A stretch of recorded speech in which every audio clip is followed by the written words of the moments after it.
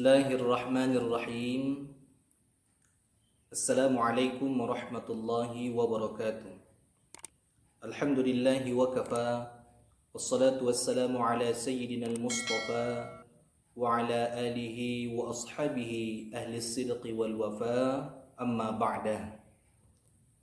Teman-teman yang berbahagia, alhamdulillah pada kesempatan kali ini kita kembali berjumpa di channel YouTube ini. Pada kesempatan kali ini kita akan coba membahas tentang masalah imsak yang ada di Indonesia. Memang saat ini ada yang mengatakan bahwasanya ngapain imsak? Imsak itu tidak pernah diajarkan Nabi Muhammad SAW. Imsak itu yang menahan. Imsak itu ya puasa menurut mereka. Jadi kalau yang namanya imsak itu bukan waktu yang 10 menit itu, tapi imsak itu adalah definisi puasa. Dimana kalau yang namanya imsak ya mulai ketika azan maka tidak boleh makan lagi. Artinya kita masih boleh makan di saat imsak itu yang terjadi di Indonesia, itu menurut mereka. Teman-teman sekalian, maka di sini perlu kita pahami dulu, kita teliti dulu. Jangan dicampur adukkan mana definisi imsak secara bahasa, mana definisi imsak menurut istilah. Ulama kita dulu itu sudah berijtihad. Kalau yang namanya puasa Ramadan, memang secara bahasa puasa itu ya maknanya imsak, menahan secara bahasa. Tapi untuk puasa Ramadan ini bukan imsak itu saja. Nah, secara bahasa memang imsak puasa. Tapi secara istilah, puasa Ramadan memiliki definisi tersendiri. Lalu apa definisi puasa secara syarak? Menurut Syekh Zainuddin Al-Malibar, pengarang kitab Fathul Mu'in, yang namanya puasa secara syara' itu ada imsakun an muftirin bi syurutihil atiyah. Menahan dari perkara yang membatalkan, ada syarat-syaratnya yang tertentu.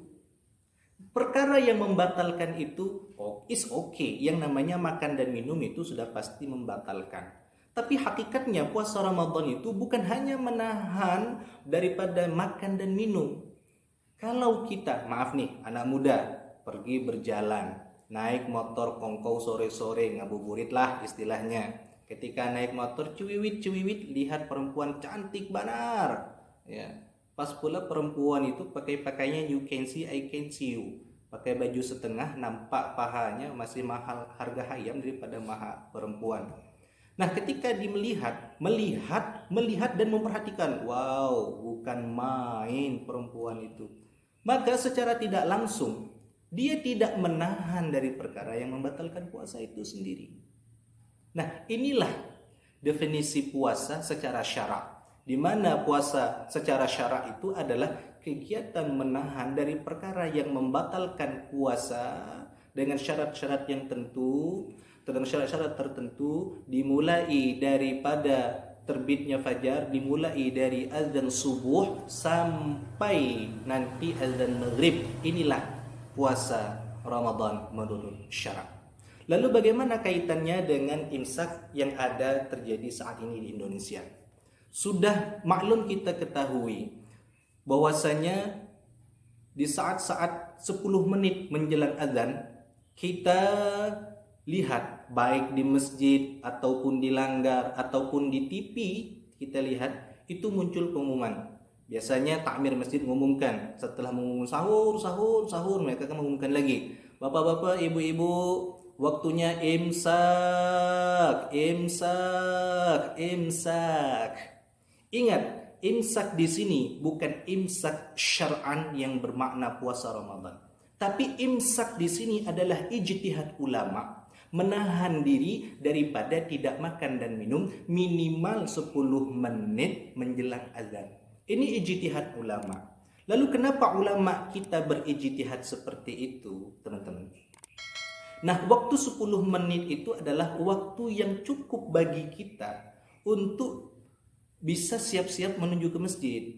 Waktu yang cukup bagi kita untuk kita bersiap-siap melaksanakan sholat subuh. Maka kita ulama berijtihad, ayo kita jeda 10 menit. Sudah, berhenti dulu makannya. Sudah, cukup dulu makannya. Kita siap-siap. Nah, 10 menit itulah waktu kita siap-siap gosok gigi. Mungkin ada yang mau mandi-mandi. Waktu kita siap-siap untuk berangkat ke masjid, sholat. Inilah waktu imsak yang dimaksud oleh ulama. Lalu, apakah nanti kalau sudah imsak, kita tidak boleh makan? Apakah kita kalau sudah datang waktu imsak, kita tidak boleh minum? Pada hakikatnya boleh saja kita makan dan minum. Tapi yuk, kata ulama, sudah tahan. Makanya kita dianjurkan itu kalau bisa berpuasa itu, kalau bisa sahur itu 30 menit atau 40 menit sebelum azan subuh. Rasa-rasanya kalau kita makan itu kan nggak mungkin sampai 30 menit kan. Nah, mungkin ya kalau 30 menit itu kalau makannya sudah enak bener itu. Kalau orang Jambi mungkin makan tempoyak sampai 2 piring. Tapi juga nggak mungkin sampai 30 menit. Ini kita makan sahur itu paling lama kemungkinan ya sekitar 15 sampai 20 menit. Maka waktu 10 menitnya itulah waktu untuk kata orang Jambi menurunkan isi perut. Untuk menenangkan, untuk bisa kita berangkat siap-siap sholat.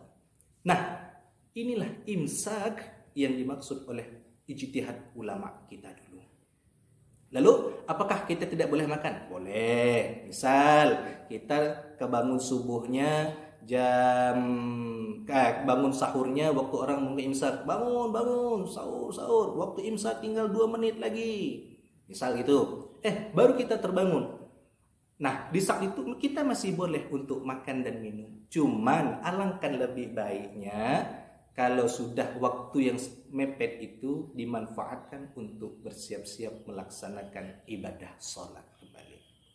Teman-teman yang berbahagia, lalu apakah salah kalau ulama kita berijtihad ada istilah imsak yang terjadi saat ini? Tentu ulama kita berijtihad juga menggunakan dalil. Sebagaimana kalau kita lihat di dalam kitab Sahih Bukhari, di sini saya buka kitab Fathul Bari, Syarh Sahih Bukhari, juzuk 4, mungkin lain cetakan, bisa lain halaman. Di sini cetakan Darul Bayan Al-Arabi, juzuk 4 halaman 163. Rasulullah sallallahu alaihi wasallam bersabda, "An Anas an Zaid bin Thabit radhiyallahu an qala, tasahharna ma'an nabiy sallallahu alaihi wasallam ثم قام إلى الصلاة قلت كم كان بين الأذان والسحور قال قدر 50 آية."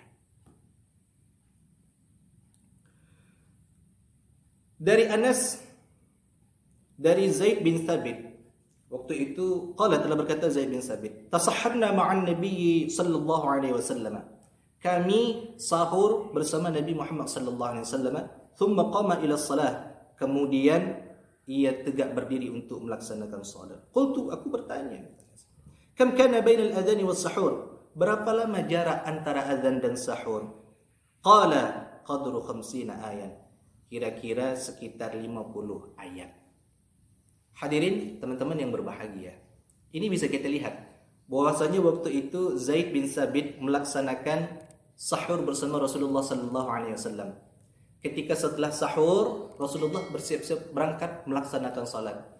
Waktu itu ditanya, berapa lama kira-kira jarak antara azan dan sahur Nabi itu jedanya? Kira-kira dijawab sekitar 50 ayat. Nah, kalau 50 ayat baca Quran itu dikira-kira itu sekitar 10 menit waktunya. Maka ijtihad ulama ini sebenarnya adalah sesuai dengan sunnah Nabi Muhammad sallallahu alaihi wasallam. Teman-teman sekalian, memang banyak sekali permasalahan khilafiyah yang terjadi di masyarakat. Bukan hanya masalah sahur saja, tapi juga masalah-masalah yang lain. Ada yang masalah tentang niat puasa Ramadan. Ada yang mengatakan, kita tidak perlu niat puasa Ramadan, kita ngingat aja sudah cukup. Jadi tidak ada tuh yang namanya niat itu. Terima kasih. Mohon maaf atas segala kekurangan. Assalamualaikum warahmatullahi wabarakatuh.